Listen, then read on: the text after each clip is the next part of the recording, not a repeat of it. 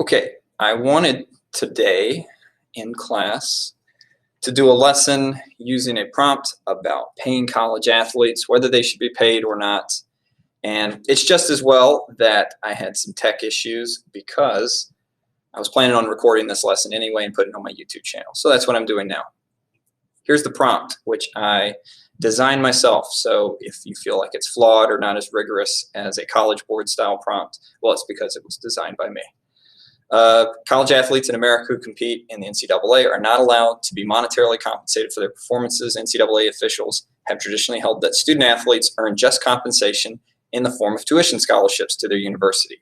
Over the past decade, however, student athletes, especially male basketball and football players, have protested the lack of actual monetary compensation, given the lucrative TV and merchandising deals their efforts bring their colleges. Write an essay that argues your position on whether college athletes should receive monetary compensation. And when I was able to do this lesson with some of my other classes, generally when I polled them, the sentiment was, yes, they should be paid.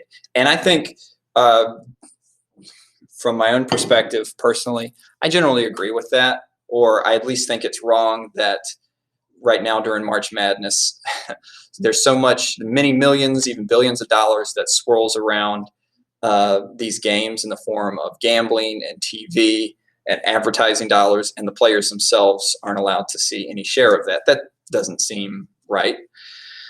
So in spirit, I agree with that.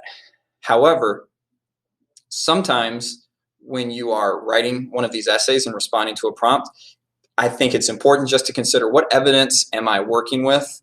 What good, specific, indisputable evidence do I have available? And sometimes the best evidence isn't going to be the evidence that helps prove the point that you agree with the most. All right, so just work with me. I'm going to argue a thesis that most college athletes should not receive monetary compensation.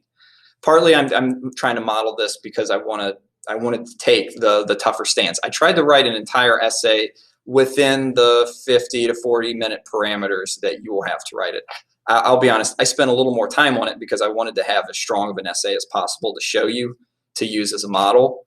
But as I was brainstorming, I was thinking, what type of indisputable evidence do I have that could work either way? And I was thinking about, well, the value of a college education, that's indisputable. I mean, most colleges, well, let me read my thesis before I'm getting ahead of myself.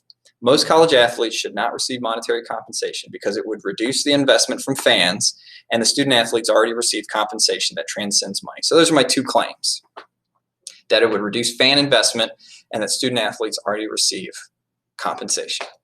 All right, so what evidence am I going to use for my first claim? Student athletes already receive compensation that transcends mere money. So we have the value of a scholarship. A private college is upwards of $50,000 a year. That's indisputable. Like, you couldn't quibble with that notion. I mean, you could quibble with the specific dollar amounts, but the idea that it is truly expensive to attend these private universities, that's something that you can't argue about. The next evidence I was thinking about is like, well, is there value to a D1 education? Are there people who have been student athletes who have gone on to do things with that degree that don't involve athletics? And yeah, sure. I started with a personal example. My boss, Kevin Tyson at John Champ, he played football for Howard University. He didn't go to the NFL. He became involved in the private or the public sector, technically, in education. I thought about politicians. I thought about Arne Duncan, who was the former Secretary of Education under Obama's first term, I think. He played basketball. George Bush Sr., George Bush the Elder, he played baseball for Yale University. He didn't become a professional baseball player, but went there as a scholarship.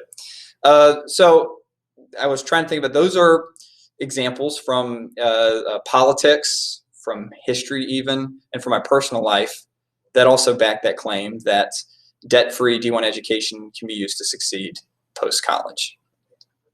How about reducing investment from fans? So for that, I was trying to brainstorm for what evidence do I have? What are things that have happened that can't be disputed that are proof of fan hysteria that comes from rooting for college teams? So I thought about what I witnessed when VCU had its title run in 2011, when Shaka Smart was the coach, and they made it all the way to the Final Four, if I'm not mistaken. But Richmond was getting overrun every time they would win. The students would just swarm the city, celebrating. And you'd never seen it before. It was a college team because these were fellow classmates. When UVA won in 2019, same thing happened in Charlottesville and really around Virginia. Viewing parties, state pride, city pride, knowing that the athletes who attend the same school that we do. So those were news events or indisputable things that happen that I'm planning on using to prove that investment from fans comes from that it's a unique experience to college. Because truly, do we see this sort of rioting in Virginia, at least, with any other type of athletics? No, we don't. We don't see that type of investment. But it's because college is unique. That's the argument I'm going to make. Okay, so that was my planning I did. I didn't plan out a conclusion because I knew that all I wanted to shoot for with my planning stages was knowing what my thesis was, what my two claims are, and what the evidence I'm going to potentially use. As you're going to see, I work a little differently and add some different evidence. Okay, I have my thesis. I have just a one-sentence opening paragraph that is just that thesis. And I didn't get time to go back and add to it. But if you were writing this essay and you had time, I would encourage you to come back and add to your intro paragraph. But what I've been talking about in earlier classes after our first time write, too many students are spending way too much time on those intro paragraphs. It's valuable time that could be spent making strong body paragraphs. And that's where the heart of your score is going to lie. So there's no point in spending longer than really a couple minutes crafting that thesis. And then I would encourage you to move forward and write two really strong body paragraphs. Okay? So my first body paragraph. First of all, college athletes are already well compensated in the form of tuition scholarships. So I state my claim. I use a slight transition phrase, first of all. Now I'm going to present my evidence. Athletes at D1 schools often receive full tuition reimbursements, especially in highly visible sports like football, basketball, and baseball. In an era of rising tuition prices where private university tuition at a school like Duke University is often upward of $50,000 a year, a full tuition reimbursement is a fair trade for the services students athletes provide. So my evidence that I provided, additional evidence, was the Duke University tuition prices. And now I'm going to start to develop my commentary, my line of reasoning. Not only are student athletes graduating with less debt than their peers, but they're also equipped with an education that can serve them well after their athletic skills are gone. So I'll highlight that just to note that not enough just to provide your evidence, you need to develop that line of reasoning. And if I was looking at my line of reasoning chart, I'd probably file that under just explaining the concept further, okay? Politics in the professional world is filled, I should put are filled, with former college athletes such as former Education Secretary Arnie Duncan, who played college basketball, former President George W. Bush Sr. baseball. At my own workplace, my boss played football for Howard University. These men benefited from their education and the connections they made in college, which was partly made possible by their athletic prowess. A paid college athlete who simply wears the jersey and does not attend classes would not be set up for that same level of lifetime success that a college education provides. So, 2 sentences worth of commentary about that, advancing my thesis about how that proves that there is value to that tuition and that college athletes don't need to be compensated with money. And now, I want to add some nuance. So I will say admittedly, comma, I'm not saying though, comma, I'm not writing something that's grammatically incorrect. Admittedly, there are some athletes whose talent rises to the point that a simple athletic scholarship does not equal their contributions. However, these high-profile basketball and football players are a distinct minority compared to the vast amount of student athletes who use their athletic scholarships to ensure a bright, college debt-free future for themselves.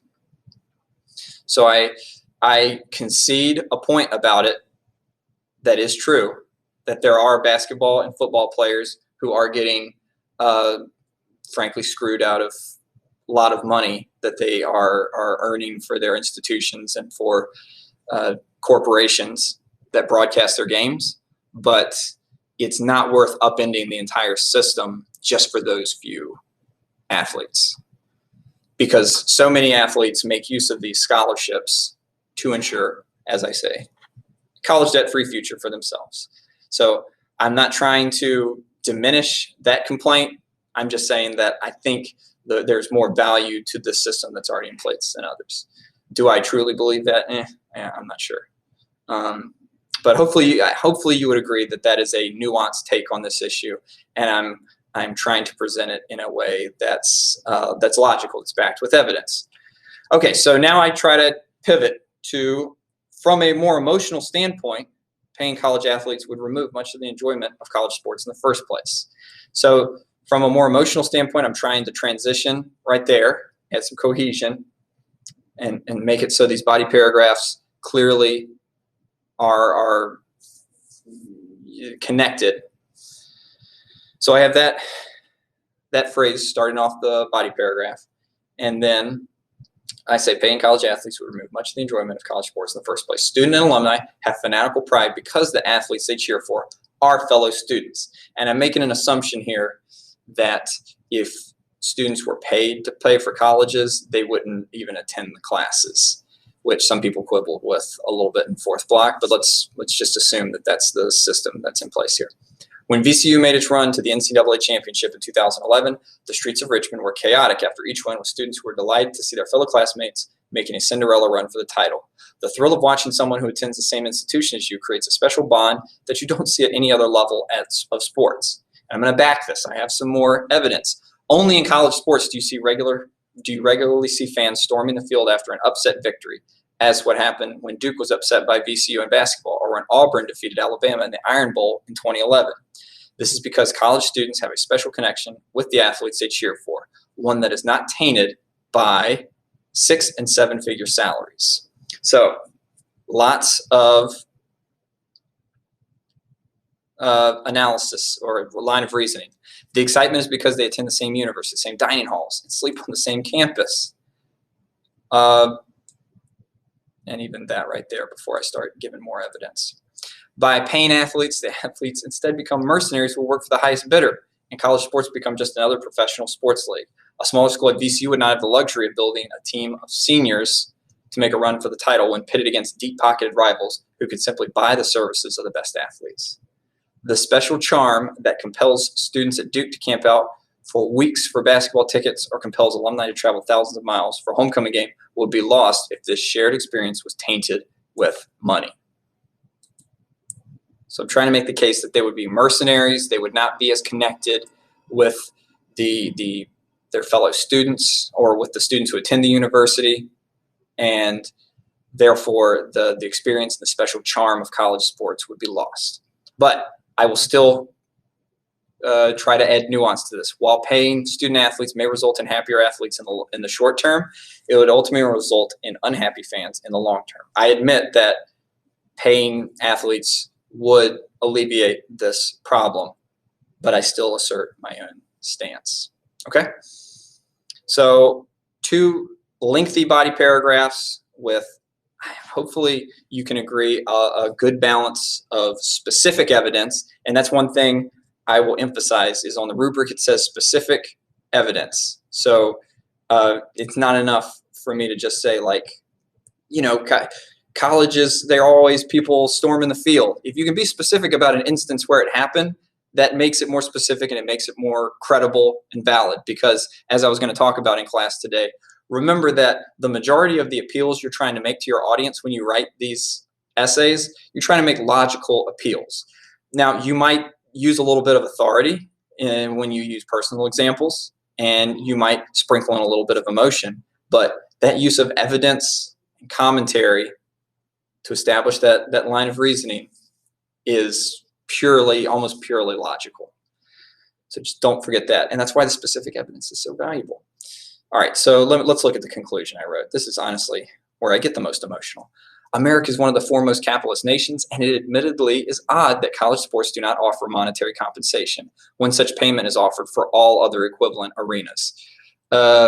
Again, more nuance. I'm still admitting, I'm like, yeah, gee, it is kind of weird we don't pay college athletes, given that for all other equivalent services in our country, our capitalist country, we compensate them. However, again, I pivot back to my point. College is indeed a special place, and college sports in America holds a special sway over our emotions that transcends dollars and cents. As tuition prices only continue to rise and jobs are becoming less plentiful, the value of a debt-free college education is something that indeed has great value, and for most college athletes is a fair compensation. Paying most college athletes is unnecessary and would do more harm than good. So, a rather lengthy conclusion, but I still used it to add some nuance and to reassert my thesis. So, in totality, 4 paragraphs, 2 of which very big, and an intro paragraph that is just one single sentence. I showed this to my colleague at Champ, Ms. Skowski, one of the other Lang teachers here, and she agreed. I wanted her to be critical about like the line of reasoning and approach it as if she were scoring this, because I've certainly tried to write essays under the gun, and I experience what you experience. But she agreed that this was a perfectly competent essay, and it would pass muster to earn 5 out of 6, perhaps 6 out of 6, if you would agree that it includes nuance and that it has perhaps an elevated prose style, and that I think it does an okay job of establishing the limitations of the argument with that concession and refutation. So the value of this essay, hopefully, is that it gives you it models that structure of a 1-sentence intro paragraph, the continued value of concession and refutation for establishing the limitations of your argument, and the value of trying to be resourceful with your evidence. I don't think there's much that I used in this that you couldn't have come up with yourself. Like, all of you are familiar with UVA at the very least winning the NCAA championship, right? Most of you gotta have been familiar with that in 2019. The VCU example, sure. Like, y'all weren't born in 2011, so yeah, you wouldn't have known about that perhaps. Would you have known about Arnie Duncan and former President George W. Bush being former college athletes? Probably not, but you might have known that our principal played sports and is no longer a professional athlete. And does that make sense? I'm trying. You want to be resourceful with specific evidence that you can use to advance your point, and it's something that just simply needs to be practiced. But I think ultimately what I want to do more practicing with is just practicing writing these sort of outlines, a thesis, the claims, and evidence you're going to use to prove that thesis and prove each claim. I think that's everything I was going to say. In the lesson, it goes so much faster when nobody's there to ask questions or to dispute any of what I'm saying. So yeah, that's it.